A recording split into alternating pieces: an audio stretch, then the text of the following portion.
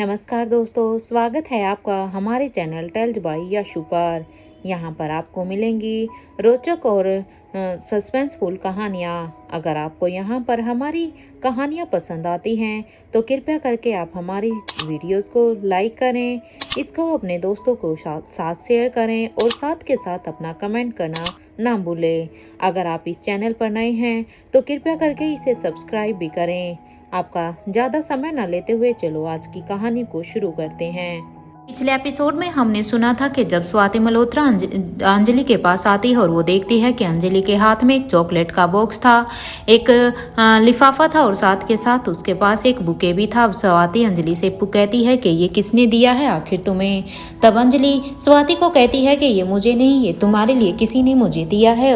अब स्वाति बड़ी ही हैरान होती है और वो पूछती है कि आखिर ये किसने दिया है। तब अंजलि सीधे सीधे कहती है कि ये करण गुलेरिया ने तुम्हारे लिए दिया है। जिसे सुनकर स्वाति मल्होत्रा को बड़ा ही गुस्सा आता है। उसके गुस्से को देखकर अंजलि उसे शांत करते हुए कहती है, देखो स्वाति, ये तुम दोनों के बीच का मैटर है और मैं चाहती हूँ कि तुम अकेले में ही करण से इस बारे में बात करो और गुस्से से बात बिल्कुल भी मत करना। अंजलि की इस बात करने के बाद अब स्वाति अब करण को ढूंढने के लिए चली जाती है, क्योंकि अंजलि के कहे अनुसार अब वो उससे अकेले में ही बात करना चाहती थी। कुछ देर तक ढूंढने के बाद अब स्वाति की नज़र वहां पर अचानक करण गुलेरिया पर जाती है, तो वो देखती है कि करण गुलेरिया राजीव से बात कर रहा था। स्वाति अब जल्दी से उन दोनों के पास जाती है और वहां पर जाने के बाद अब वो करण को देखकर कहती है कि मिस्टर करण गुलेरिया, मुझे आपसे कुछ बात करनी है। स्वाति की इस बात को सुनकर अब करण भी हाँ में अपना सिर हिला देता है और बोलता है, हाँ बोलो ना, क्या बात करनी है। स्वाति अब करण से कहती है कि मुझे आपसे अकेले में बात करनी है, ना कि यहाँ पर सबके सामने। स्वाति का इशारा यहाँ पर सब में किस तरफ था करण अच्छी तरह से जानते थे, क्योंकि यहाँ पर कोई और नहीं बल्कि उसका भाई था और स्वाति उसके सामने बिल्कुल भी कोई भी बात नहीं करना चाहती थी। स्वाति की ये बात सुनकर अब करण अब राजीव से कहते हैं, भाई मैं बस थोड़ी ही देर में वापस आता हूँ। करण की ये बात सुनकर अब राजीव भी हाँ में अपना सिर हिला देते हैं। अब करण और स्वाति कुछ ही दूर तक साथ में चले जाते हैं। अब वो एक साइड जब दोनों ही चले जाते हैं, जहाँ पर जब उन्हें महसूस होता है कि वहाँ पर अब कोई भी उनकी बातों को नहीं सुन पाएगा, तब फिर अब वहां जाने के बाद अब स्वाति पहले पूरी तरह से श्योर हो जाती है। अब पूरी तरह से श्योर होने के बाद अब स्वाति कहती है, देखो ये सब क्या है। देखिए मिस्टर करण गुलेरिया, मैं आपकी ये चीज़ें नहीं ले सकती, इसलिए मैं आपकी ये सारी ही चीज़ें आपको वापस से लौटाने के लिए आई हूँ, इसलिए प्लीज़ आप इन सब को ले लीजिए। मुझे आप में फ़िलहाल के लिए कोई भी इंटरेस्ट नहीं है। ये कहते हुए ही स्वाति वो बुके, वो कार्ड और चॉकलेट बॉक्स को करण की तरफ वापस बढ़ा देती है, लेकिन करण अभी बस स्वाति को ही हैरान होकर देख रहा था। स्वाति मल्होत्रा ने जब देखा कि करण ने उसकी तरफ बिल्कुल भी उन चीज़ों को लेने के लिए अपना हाथ नहीं बढ़ाया है, तब वो स्वाति अपनी बात को आगे बढ़ाते हुए कहती है, देखिए मिस्टर गुलेरिया, मेरे पास अभी इन बातों के लिए बिल्कुल भी टाइम नहीं है। मैं नहीं चाहती कि अभी मेरा करियर बनाने का टाइम है और मैं अभी तक अभी से ही इन सब चीज़ों में फंस कर रह जाऊँ। So sorry, I am so sorry. ये कहते हुए ही अब स्वाति अब करण का जबरदस्ती से हाथ पकड़ती है और उसके हाथ में वो सारी ही चीज़ें रखकर अब स्वाति वहां से चली जाती है। स्वाति को इस तरह जाता हुआ देखकर करण बस उसे फटी हुई आंखों से उसे जाता हुआ देखते रहते हैं। वो बस स्वाति को तब तक देखते रहते हैं जब तक स्वाति उसकी आंखों से ओझल नहीं हो गई। स्वाति के जाने के बाद अब करण गुलेरिया वहीं पर अपनी जगह पर ही खड़े हैं, सिर्फ बस स्वाति को ही देखते रहे, जबकि अब वो उसे दिखाई भी नहीं दे रही थी। तब भी वो उसी डायरेक्शन में ही देखते रहते हैं, लेकिन उनके मन में अभी स्वाति के लिए रिस्पेक्ट अब और भी ज़्यादा बढ़ जाती है, क्योंकि स्वाति ने अपने लफ्ज़ों में साफ साफ कह दिया था कि वो अभी अपने करियर पर ध्यान देना चाहती है, जिससे अब स्वाति की रिस्पेक्ट अब उसके दिल में और भी बढ़ गई थी। और दूसरी तरफ क्योंकि करण ने जो स्टेप लिया था उससे स्वाति गुस्सा भी हो सकती थी, वो सबके सामने उसकी डिसरिस्पेक्ट भी कर सकती थी, लेकिन स्वाति ने बड़े ही काल्मली उसको इतनी अच्छी तरह से हैंडल किया था और इतनी अच्छी से उससे बात की थी और उसे समझाने की कोशिश की थी। इससे तो अब उसने उसका दिल और भी जीत लिया था। अब वो अपना सिर खुजलाते हुए अब अपने आप से ही कहते हैं, मुझे लगता है कि मुझे अपनी स्वाति के लिए थोड़ा सा वक्त लगेगा, और वैसे भी उस तक मेरी फीलिंग पहुंच गई है। अब वो एटलीस्ट ये तो जान ही गई है कि आखिर मेरे दिल में उसके लिए क्या है। हाँ, ये बात अलग है कि इस तक पहुंचने के लिए मुझे अभी टाइम लगेगा और मुझे उस टाइम का वेट करना पड़ेगा। अब उसके ऊपर डिपेंड करता है कि वो अब क्या डिसीजन लेगी, क्योंकि वो फ्यूचर में अब उसी के ऊपर ही डिपेंड करेगा। यही सोचते हुए अब करण अब वहाँ से निकल जाता है। देखते ही देखते अब वक्त लगाकर अब वक्त उठ जाता है, क्योंकि अब वक्त धीरे धीरे ऐसे ही कटने लग जाता है। एक तरफ स्वाति जहां पर अपनी स्टडी में इतनी बिजी हो गई थी कि उसका फोकस बस अपनी पढ़ाई पर ही था, वहीं दूसरी तरफ करण का भी फोकस अपनी पढ़ाई पर तो था, लेकिन साथ के साथ करण गुलेरिया को एक उम्मीद भी थी कि एक ना एक दिन तो ऐसा आएगा जब स्वाति को शायद उसकी फीलिंग्स के बारे में एहसास होगा, या कभी ना कभी तो स्वाति के दिल में भी उसके लिए कोई फीलिंग तो जरूर आएगी।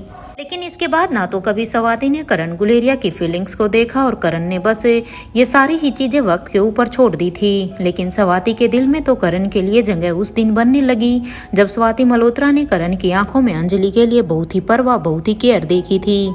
ये उस दिन के बाद की बात है जब स्वाति और अंजलि गुलेरिया हाउस के आउट हाउस से कॉलेज के लिए आ जाती हैं, और वो दोनों ही अपनी अपनी क्लासेज खत्म करके कैंटीन में जा रही थी कि तभी दोनों के ही कानों में एक लड़की की आवाज आती है, जो उनसे कहती है कि क्या तुम्हें पता है कि आज कितने वक्त के बाद करण रेसलिंग रिंग में उतर रहा है। वो लड़की उनसे कहती है कि मेरे ख्याल से हमें बेसमेंट में जाना चाहिए उन्हें देखने के लिए, क्योंकि करण गुलेरिया का लड़कियों के ऊपर कितना ही करज था वो अच्छी तरह से जानती थी। इसलिए वो लड़की सीधे सीधे इन दोनों को वहां पर जाने के लिए कहती है।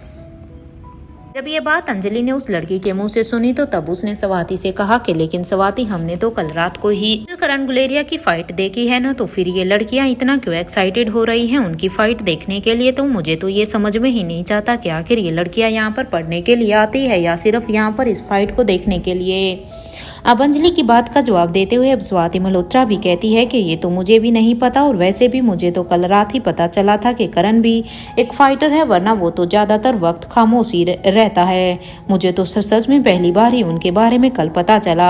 उसे देखकर तो कोई भी ये नहीं कह सकता कि इतना एक्सप्रेशनलेस इंसान के अंदर भी इतनी क्वालिटी हो सकती है, क्योंकि मुझे तो सच में बिल्कुल भी नहीं पता था। क्योंकि अगर वहां पर मैं ये कंपटीशन नहीं करती तो शायद मुझे कभी पता ही नहीं चलता। हालांकि राजीव के बारे में तो मुझे पता था, लेकिन करण उस फाइट में हमारा इतना साथ देगा उसके बारे में तो मैं भी नहीं जानती थी। इवन उसके लिए तो मैं भी उसके लिए बहुत ही थैंकफुल हूँ। स्वाति की इस बात पर अब अंजलि कहती है, क्यों तुम्हें बुरा लग रहा है कि तुमने उसका प्रपोजल रिजेक्ट कर दिया था? कहीं ऐसा तो नहीं है स्वाति कि तुम उस प्रपोजल को रिजेक्ट करने के बाद पछता रही हो?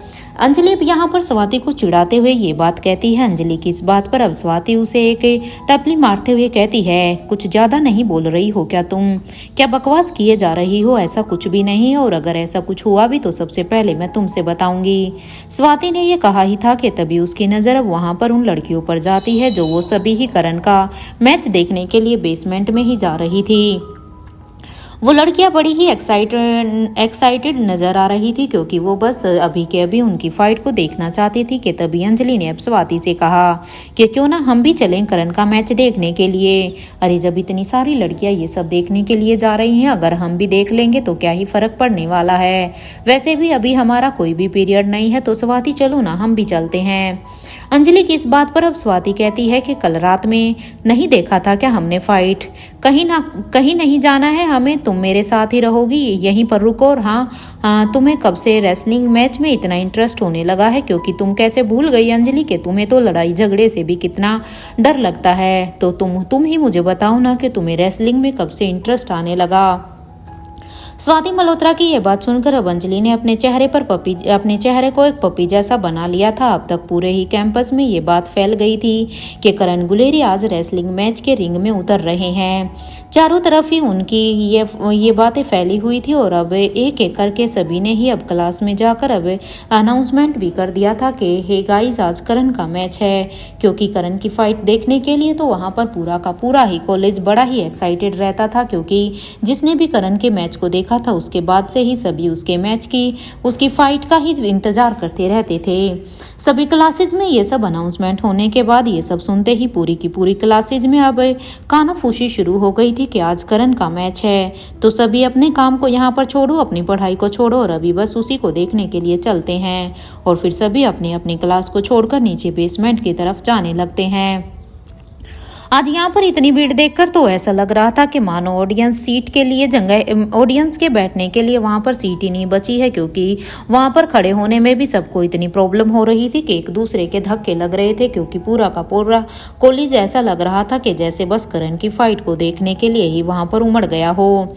अब तक स्वाति मल्होत्रा और अंजलि भी वहां पर आ गई थी। हालांकि स्वाति मल्होत्रा ने बहुत ही मना किया था, लेकिन अंजलि अब स्वाति मल्होत्रा को खींच कर लेकर आई थी, क्योंकि अभी उनका कोई भी पीरियड भी नहीं था और अंजलि चाहती थी कि शायद स्वाति और करण की कोई ना कोई कहानी तो बन ही सकती है, इसलिए वो जानबूझकर भी स्वाति को वहां पर खींच कर लेके आई थी। अब वो दोनों भी इतनी भीड़ में ही अपने लिए जगह ढूंढने लगी, क्योंकि वहां पर किसी के लिए भी खड़े होने तक की भी जगह नहीं थी। कुछ देर तक अपनी नजरों को घुमाने के बाद उन्हें 2 जगह मिली, तो वो दोनों भी अब वहां पर जाकर खड़ी हो जाती हैं। अब स्वाति और अंजलि ने आज पहली बार देखा था कि कॉलेज की लड़कियों और फीमेल प्रोफेसर में करण का बहुत ही क्रेज है, और वो दोनों तो बस हैरानी से एक दूसरे को ही देख रही थी कि आखिर ऐसा कैसे हो सकता है। सच में क्या कोई किसी के लिए इतने पागल हो सकते हैं, क्योंकि वहां पर पूरी ही ऑडियंस यहाँ पर करण गुलेरिया को ही चीयर्स कर रही थी। स्वाति के कानों में अब राजीव को लेकर भी बहुत सारी ही बातें आई थी, लेकिन करण को लेकर एक भी नेगेटिव कमेंट्स नहीं आए थे, क्योंकि स्वाति मल्होत्रा को हर दिन अपने कॉलेज में राजीव गुलेरिया के लिए कुछ ना कुछ सुनने के लिए मिलता रहता था, जो नेगेटिव भी होते थे और पॉजिटिव भी होते थे। क्योंकि राजीव गुलेरिया कॉलेज में प्रसिद्ध तो था, लेकिन वो अपनी नेगेटिविटी से ज्यादा प्रसिद्ध था कॉलेज में। लेकिन यहाँ पर क्योंकि करण गुलेरिया राजीव गुलेरिया का भाई था, उसका भाई होने के नाते भी आज तक कभी भी करण गुलेरिया के लिए वहां पर उसे कोई भी नेगेटिव कमेंट सुनने को नहीं मिले थे। अब कुछ ही देर के बाद सभी के कानों में ही अब रेफरी ने सीटी बजाई। उनके कानों में रेफरी के सीटी की आवाज आई और फिर रेफरी ने कहा कि अब मैच शुरू होने वाला है, इसलिए प्रिलिमिनरी राउंड में करण का मुकाबला होगा। रवि अग्रवाल से रेफरी के अनाउंसमेंट के बाद ये दोनों ही अब कॉन्टेस्टेंट रेसलिंग रिंग में आ जाते हैं, क्योंकि वहाँ पर उन दोनों की अनाउंसमेंट हो गई थी कि आज यहाँ पर इन दोनों का ये मैच होगा। और जहाँ एक तरफ रवि अग्रवाल गुस्से से करण गुलेरिया को ही देख कर कह रहा था कि तुम पीछे हट जाओ, वरना यहाँ से जिंदा बच ही नहीं पाओगे। यहाँ पर रवि उसे बार बार डराने की कोशिश कर रहा था कि शायद उसकी इन बातों से करण गुलेरिया डर जाएंगे। अब वो उन्हें कहते हैं तुम यहाँ से हट जाओ, वरना यहाँ से जिंदा बचना तुम्हारे लिए नामुमकिन होगा। यहाँ जहाँ एक तरफ रवि अग्रवाल अपना गुस्सा दिखा रहे थे, तो वहीं दूसरी तरफ करण गुलेरिया अपनी जगह पर बिना किसी एक्सप्रेशन के खड़े थे। करण गुलेरिया वहां पर ऐसे खड़े थे जैसे उन्हें रवि अग्रवाल की कोई भी बात सुनाई ही नहीं दी हो। सुनना तो दूर, उनके कानों पर भी उसका कोई इफेक्ट भी नहीं पड़ा हो। अब तक मैच स्टार्ट होने की सीटी रेफरी ने बजाई, तो रवि ने अभी अपनी अटैकिंग पोजीशन ले ली थी और अब वो करण के ऊपर सीधा ही अटैक करने ही वाला था। जैसे ही वो उसके ऊपर अटैक करने के लिए आया, तभी करण गुलेरिया ने सिर्फ अपने एक पंच में ही उसे जमीन पर ही गिरा दिया था, क्योंकि करण का वो एक पंच ही रवि के लिए यहाँ पर पर्याप्त था। जैसे ही उसने उसके ऊपर अपना हाथ मारने के लिए आया, तभी करण गुलेरिया ने उसकी चेस्ट में कितनी जोर का पंच मारा कि वो वहीं पर अपने मुंह के बल गिर गया। ये देखकर तो अब ऑडियंस में करण के नाम का शोर होने लगा था। वो सब अब करण गुलेरिया चिल्लाने लगे थे। यहाँ तक कि करण का मैच देखकर तो खुद अब स्वाति के चेहरे पर भी एक स्माइल आ गई थी, क्योंकि स्वाति ने भी नहीं सोचा था कि करण उसे एक पंच में ही ऐसे गिरा देंगे। हालांकि बीती रात स्वाति मल्होत्रा ने खुद करण का मैच देखा था, लेकिन उस वक्त वो स्वाति की टीम का ही एक मेंबर था और उस समय पर स्वाति मल्होत्रा भी खुद फाइट कर रही थी, इसलिए शायद वो अच्छी तरह से देख भी नहीं पाई थी। लेकिन आज स्वाति एक ऑडियंस की तरह करण का आज मैच देख रही थी, जिसे देखकर आज स्वाति मल्होत्रा को भी बड़ी खुशी मिल रही थी और उसके चेहरे पर वो खुशी साफ साफ देखी भी जा सकती थी। स्वाति की आंखों में आज करण गुलेरिया के लिए काफी प्राउड साफ साफ दिखाई दे रहा था। अब स्वाति धीरे धीरे से करण के बिहेवियर को अब समझने की कोशिश कर रही थी। हालांकि भले ही स्वाति का दिमाग ये कह रहा था कि उसे बस अभी अपने करियर के लिए फोकस करना चाहिए, अभी उसके पास इन लव सव के लिए कोई भी टाइम नहीं है, लेकिन धीरे धीरे जैसे जैसे अब उसके सामने करण गुलेरिया की बातें उसके टॉपिक उठ उठ कर आ रहे थे, तो कहीं ना कहीं वो भी अब उसे समझने की कोशिश करने लगी थी। भले ही करण गुलेरिया स्वाति से अपोजिट थे, एक तरफ जहां पर स्वाति के मन में जो होता था वो सीधा ही बोल देती थी, तो वहीं दूसरी तरफ करण गुलेरिया अपने इमोशंस के साथ अपने चेहरे के एक्सप्रेशन को भी कंट्रोल करना अच्छी तरह से जानते थे, क्योंकि स्वाति मल्होत्रा अपने मन की किसी भी बातों को किसी से भी नहीं छिपाती थी। उसे जिसको जो बोलना था वो बिन बेझिझक बोल देती थी, लेकिन करण गुलेरिया की पर्सनैलिटी ऐसी थी कि वो यहाँ पर अपने मन में ऐसी ऐसी बातें छिपा सकते थे कि सामने वाले को उसके फेस तक से भी पता नहीं चलता था कि आखिर उसके मन में चल क्या रहा है। उसका नेचर स्वाति से बिल्कुल ही अपोजिट था। अब तक करण ने अपने 2 मैचेज को ऐसे ही खत्म कर दिया था, और अब वो 2 मैचेज को खत्म करने के बाद जब वो बाहर निकल कर जाने लगे, तभी करण के जाते ही अभी स्टेडियम वहां पर एकदम से ही पूरा का पूरा आधा खाली हो गया था, क्योंकि ऐसा लग रहा था कि सारी की सारी ऑडियंस ही यहाँ पर बस करण गुलेरिया के ही मैच को देखने के लिए आई थी। जैसे ही करण गुलेरिया वहां से स्टेडियम से निकले तो सारे के सारे आदमी वहां से वो भी निकल गए थे। सबके जाने के बाद अब स्वाति अब अंजलि से कहती है कि क्या लगता है तुम्हें अभी हमें भी चलना चाहिए या फिर तुम्हें और भी मैच देखना है, क्योंकि यहाँ पर आने की अंजलि की जिद थी। इसलिए अब स्वाति मल्होत्रा यहाँ से जाने से पहले अब अंजलि से पूछती है कि तुम्हें बस यहाँ पर करण का ही मैच देखना था या तुम्हें अब और भी मैच देखने हैं। अगर तुम्हें अभी और भी मैच देखने हैं तो एटलीस्ट मुझे बता दो, ताकि अब हम यहाँ और रुक सकें। स्वाति की इस तरह की बात को सुनकर अब अंजलि जवाब देते हुए कहती है, नहीं चलते हैं, क्योंकि बस मुझे जिसका मैच देखना था वो हम देख चुके हैं। अंजलि की बात को सुनकर अब स्वाति और अंजलि दोनों ही वहां से बाहर निकल जाते हैं। तब दोनों की ही नजरें अब करण गुलेरिया पर ही जाती है, जो कि वहां बाहर ही खड़े थे। अब वो दोनों ही देखती हैं कि ज्यादातर लड़कियों ने उसे वहां पर घेर कर रखा हुआ था, और करण गुलेरिया बड़ी ही मुश्किल से अपना रास्ता बनाकर उन सब के बीच से जा रहे थे, क्योंकि करण गुलेरिया को वहां पर उन सब के बीच में बिल्कुल भी अच्छा नहीं लग रहा था, और शायद उनके चेहरे से ये महसूस हो रहा था कि वो कंफर्टेबल भी नहीं थे। करण की ऐसी हालत देखकर अब स्वाति के चेहरे पर एक स्माइल आ गई थी, लेकिन वो अब बिना कुछ बोले ही वहां से अब कॉलेज के लैब में चली जाती है, क्योंकि वहां पर ये सब देखकर कुछ बातें तो स्वाति मल्होत्रा ने भी नोटिस कर ली थी कि शायद वो इन लड़कियों के साथ कंफर्टेबल नहीं है। इससे उसे उसके नेचर को समझने में थोड़ी सी आसानी हुई, लेकिन वो वहां पर कुछ ना बोलते हुए अपने काम के लिए निकल जाती है। कुछ देर के बाद जब स्वाति मल्होत्रा वापस से अपना काम करके बाहर आ रही थी कि तभी कॉलेज में एक अनाउंसमेंट फिर से हुई कि सभी साइंस स्टूडेंट अभी हॉल में आ जाइए। ये सुनते ही स्वाति भी अब मेन हॉल की तरफ चली जाती है, तो वो वहां पर देखती है कि वहां पर करण का भाई राजीव गुलेरिया और उसके ग्रुप के कुछ लोग भी वहां पर उस हॉल में आए हुए थे, जिसमें दमयंती और सौम्या भी शामिल थी।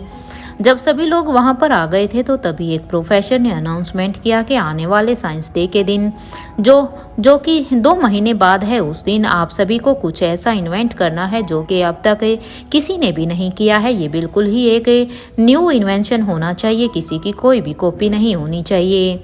वो कोई ड्रग हो सकता है या फिर कुछ और भी हो सकता है, और फिर वो मॉडर्न भी हो सकता है, और वो आयुर्वेद से रिलेटेड भी हो सकता है। ये सब आप लोगों की चॉइस है कि आप उसे किस चीज़ पर इन्वेंट करना चाहते हैं। It's up to you. आप सबको अंदाजा भी नहीं है कि अगर आप में से कितने ही 2 लोगों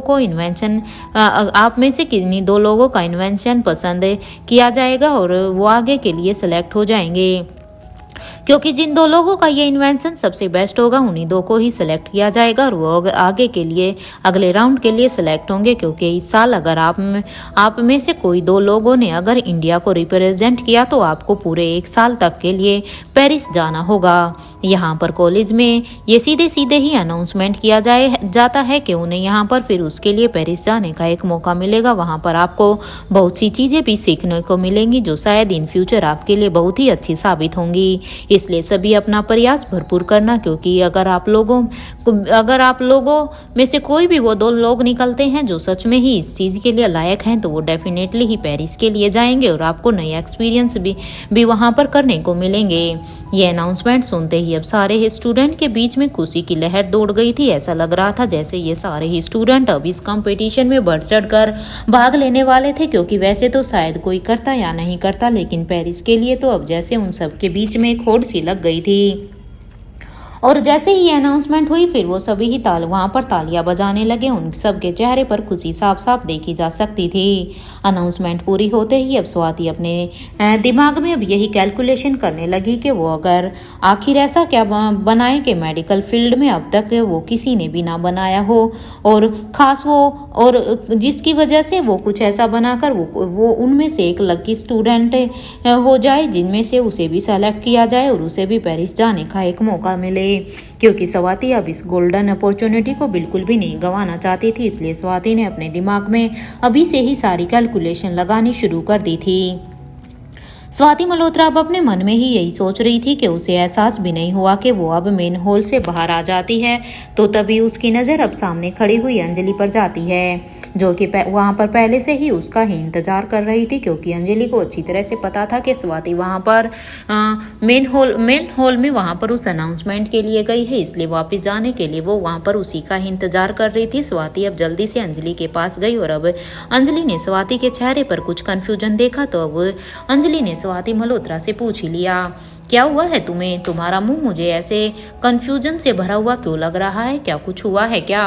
अंजलि के इस सवाल पर अब स्वाति मल्होत्रा कहती है, बस कुछ खास नहीं, बस कॉलेज का एक साइंस डे आ रहा है जिसको लेकर कुछ अनाउंसमेंट हुए हैं, बस उन्हीं के बारे में ही सोच रही हूँ कि आखिर ये सब कैसे होगा। यहाँ स्वाति और अंजलि अभी एक दूसरे से बात कर ही रहे थे कि तभी दोनों की ही नजर अब सामने से आ रहे करण गुलेरिया पर फिर से जाती है कि तभी अब अंजलि करण को वहां खड़े खड़े ही अब करण गुलेरिया को आवाज लगा देती है कि मिस्टर करण गुलेरिया। अंजलि की आवाज को सुनकर अब करण भी वहीं पर ही एकदम से ही रुक जाते हैं। उन्हें कुछ भी समझ में नहीं आता कि आखिर अंजलि उन्हें ऐसे क्यों बुला रही है। अंजलि अब क्योंकि करण को वहां पर रुका हुआ देखकर अब अंजलि जल्दी से करण गुलेरिया के पास जाती है कि तभी और कहती है, मिस्टर करण गुलेरिया, कल के लिए thank you for helping us. Anjali की इस बात का जवाब देते हुए अब करण भी कहता है कि इट्स ऑल राइट। यहाँ करण बात जरूर अंजलि से कर रहे थे, लेकिन घूम फिर कर उनकी नजर अभी भी सिर्फ स्वाति पर ही जा रही थी। तो वहीं अभी स्वाति भी अपनी चोर नजरों से अब अपनी नजरों को बार बार अपने करण के चेहरे की तरफ ले जाने से नहीं रोक पा रही थी। स्वाति की नजरें भी अब जब करण से मिल रही थी तो वो अब अपनी नजरें घुमा रही थी, क्योंकि दोनों ही चोरी चोरी एक दूसरे को देख रहे थे। जब करण को एहसास होता कि शायद वो उसे देख रही है और करण जैसे ही उसे देखते तो वो एकदम से अपनी नजरों को घुमा लेती। स्वाति अब अंजलि और करण को पास जाकर अब कहती है, अंजलि, मेरे ख्याल से अब हमें यहाँ से चलना चाहिए क्योंकि देर हो चुकी है। ये कहते हुए ही अब स्वाति की नजर करण पर फिर से अब ये कहते हुए भी स्वाति मल्होत्रा की नज़र अभी भी करण गुलेरिया पर ही थी। स्वाति की ये बात सुनकर अब अंजलि कहती है, ठीक है, बस अभी चलते ही हैं, चलो। अंजलि की ये बात सुनकर अब स्वाति अंजलि का हाथ पकड़कर उसे लेकर जाने लगती है। तो वहीं करण गुलेरिया अभी अपनी जगह पर ही खड़ा मुस्कुरा रहा था, क्योंकि शायद आज उसने स्वाति मल्होत्रा की आंखों में अपने लिए शायद कुछ तो देखा था, जिसे देखकर अब उसे भी एक अच्छा लग रहा था और वो वहीं पर ही खड़ा खड़ा मुस्कुरा रहा था। और अब करण गुलेरिया अपने मन में ही यही सोच रहा था कि आखिर वो ऐसा क्या ही करे जिससे कि स्वाति मल्होत्रा उससे पट जाए। करण अभी ये सोच ही रहा था कि तभी उसके कंधे पर अब पीछे से राजीव गुलेरिया ने हाथ रखा। अपने कंधे पर किसी का हाथ रखते ही अब करण पर समझ गया था कि ये कोई और नहीं उसका भाई ही हो सकता है, क्योंकि इतनी हिम्मत तो कॉलेज में किसी में भी नहीं थी जो उसको आके पीछे से ऐसे हाथ रखे। अब करण ने राजीव से कहा कि क्या बात है। करण के इस सवाल का जवाब देते हुए अब राजीव गुलेरिया ने कहा कि मुझे साइंस डे की तैयारी करनी है और मुझे वो तैयारी आज से ही शुरू कर देनी चाहिए। राजीव की ये बात सुनकर अब करण ने कहा कि ऐसा क्या है उस दिन जो तुम 2 महीने पहले ही उस तैयारी में जुटना चाहते हो। अपने भाई करण की इस बात का सवाल देते हुए अब राजीव कहता है कि कुछ खास नहीं है, बस ये एक साइंस एग्जीबिशन है जिसमें हमें कुछ एक्सपेरिमेंट करके हमें कुछ ना कुछ नया इन्वेंट करना है और वो इन्वेंशन ऐसी होनी चाहिए जो पीछे किसी ने भी उसे इन्वेंट ना किया हो, वो किसी की कॉपी भी नहीं होनी चाहिए। बस मैं वही सोच रहा हूँ कि आखिर मैं बनाऊँ तो क्या बनाऊँ जिससे मैं भी उस एग्जीबिशन के लिए सेलेक्ट हो जाऊँ, क्योंकि मुझे भी पेरिस जाना है, वहाँ पर मुझे भी कुछ नया सीखने को मिलेगा। राजीव की ये बात सुनकर अब करण कहता है कि तू टेंशन मत ले, तुम कुछ अच्छा ही सोचोगे, मुझे तुम्हारे ऊपर पूरी तरह से भरोसा है कि मेरा भाई सच में कुछ ना कुछ तो न्यू ही इन्वेंट करेगा और उसकी इन्वेंशन जो होगी वो सबसे बेस्ट होगी। मुझे तुम पर पूरा ही भरोसा है। ये कहते हुए अब करण और राजीव दोनों ही अभी कॉलेज से बाहर निकल जाते हैं। अब दोनों ही भाई कॉलेज से निकलने के बाद अब सीधा ही अपने गुलेरिया हाउस में चले जाते हैं। इधर आज करण गुलेरिया को नींद ही नहीं आ रही थी, क्योंकि आज करण गुलेरिया ने स्वाति की आंखों में आज अपने लिए शायद कुछ रिस्पेक्ट देखी थी। शायद उसने आज स्वाति मल्होत्रा की आंखों में कुछ तो ऐसे देखा था जिससे शायद उसे अब अपना सपना सच होते हुए नजर आ रहा था। उसे आज बड़ा ही अंदर बड़ा ही अच्छा लग रहा था कि शायद स्वाति भी अब उसके साथ थोड़ी सी अट्रैक्टिव होती जा रही है। नेक्स्ट डे जब करण कॉलेज आ रहा था तो उसे एक स्ट्रीट डॉग दिखाई देता है जो कि काफी घायल ही अवस्था में था। वो उस रोड पर उसे शायद बहुत सारे डॉग्स ने उसे बहुत ही घायल कर दिया था। जब करण गुलेरिया ने उस घायल डॉग को देखा तो अब करण गुलेरिया भागकर उसके पास गया और उसे अब वहां से उठाते हुए अपने कॉलेज लेकर आ गया, क्योंकि अब करण गुलेरिया वहां पर उसको ऐसे ही गली में नहीं छोड़ सकते थे, क्योंकि करण गुलेरिया ने देखा कि सच में वो बहुत ही जख्मी है। अगर उसे यहाँ पर फिर से छोड़ दिया गया तो इसके बाद शायद वो बाकी के डॉग्स उसको बिल्कुल ही वहीं पर ही मार देंगे, इसलिए वो यहाँ पर अब उसे छोड़ने का कोई भी चांस नहीं ले सकता था। इसलिए अभी के लिए वो वहाँ पर उसे अपने कॉलेज में साथ लेकर आ गया था और अब वो मेडिकल रूम की तरफ जाने लगता है। उसे लग रहा था कि किसी ने उसे नहीं देखा है, लेकिन अपनी गाड़ी से उतर रही अंजलि और स्वाति दोनों की ही जब अपनी गाड़ी से उतर रही स्वाति और अंजलि की नज़र अब करण पर पड़ गई थी, क्योंकि उन दोनों ने ही गाड़ी से उतरते हुए करण गुलेरिया को देख लिया था जिसके हाथ में अभी भी वो डॉग था। करण और स्वाति की मुलाकात अब पहले से ज्यादा ही इम्प्रेसिव हो रही थी। खुद स्वाति को भी अब नहीं पता चल रहा था कि वो कैसे करण की अच्छाइयों की तरफ अट्रैक्ट हो रही थी, क्योंकि स्वाति मल्होत्रा का दिमाग तो बड़ी ही कोशिश कर रहा था कि वो अभी अपने करियर पर फोकस करे, लेकिन खुद स्वाति मल्होत्रा का दिल कब करण की तरफ अट्रैक्ट होता जा रहा था। स्वाति को भी इस चीज के बारे में पता नहीं था।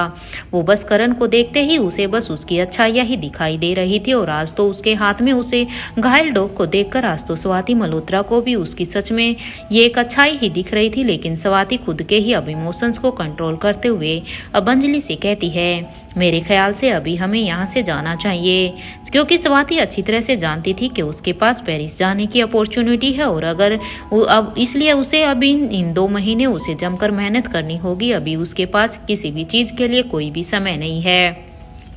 अभी वो वहाँ यहाँ पर एक मिनट उसके लिए बड़ी ही कीमती थी। वो यहाँ पर अभी कोई भी टाइम वेस्ट नहीं करना चाहती थी और वो इसे मिस नहीं करना चाहती थी, लेकिन वो अब करण की तरफ अट्रैक्ट जरूर हो रही थी। उसका दिल एक तरफ से कह रहा था कि ऐसी सिचुएशन में उसे करण का साथ देना चाहिए, उसे अभी जाकर उस डॉग को देखना चाहिए जो अभी भी घायल था, लेकिन उसका दिमाग कह रहा था कि नहीं, अभी उसे अपने काम पर फोकस करना चाहिए, क्योंकि करण तो वैसे भी मेडिकल की रूम की तरफ ही जा रहे हैं, तो वहाँ पर उसे उस डॉग को वो ट्रीटमेंट मिल ही जाएगा। इसलिए अब स्वाति और अंजलि दोनों ही अब अपनी अपनी क्लास में चली जाती हैं। एक तरफ जहां पर अंजलि अभी भी अपनी क्लास ले रही थी, तो वहीं दूसरी तरफ अभी स्वाति के दिमाग में अपने प्रोजेक्ट के बारे में ना सोचकर अभी भी उसके दिलो दिमाग में अभी भी करण का ही ख्याल आ रहा था।